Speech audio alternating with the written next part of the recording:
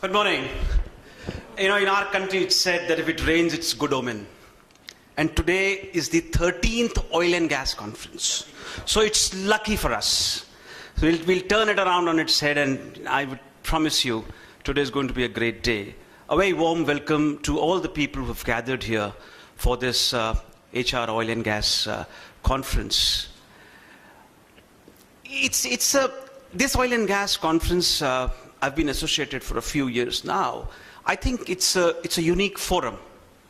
Why do I call it unique? Because in terms of its domain, it's oil and gas, and I cannot think of, if anybody knows that there is any other oil and gas HR forum, then I would be enlightened. But to my understanding, this is perhaps the only forum for a lot of us in the HR community to interact with our colleagues and also with senior people, the CEOs of the industry. So in that way, it's very, very, very unique, and that's what even Alka said and Mr. Pava said. The second thing about this conference, and this time as a program director, I can authenticate that, is that the work begins fairly early.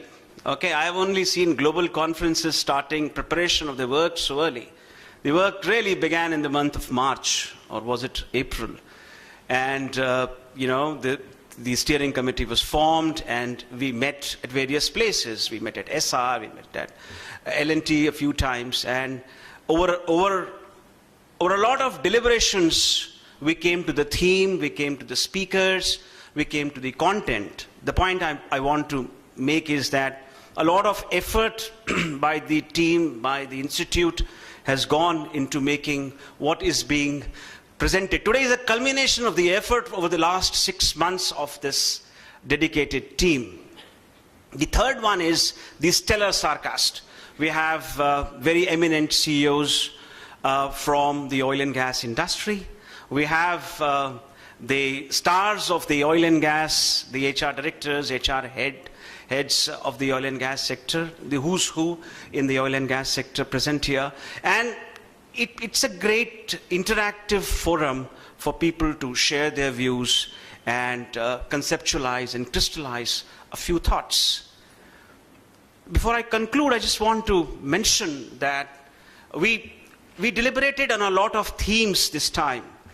And we discussed, as Alka said, attrition. We discussed the scarcity of talent. We discussed the aging workforce. And then we came to this topic as how do we make oil and gas as an attractive talent destination.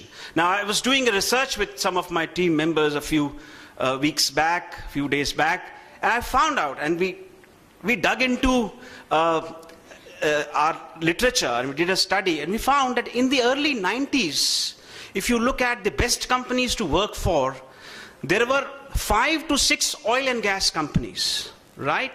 There were the Navratnas, the PSUs, the BPCL, and the HPCL.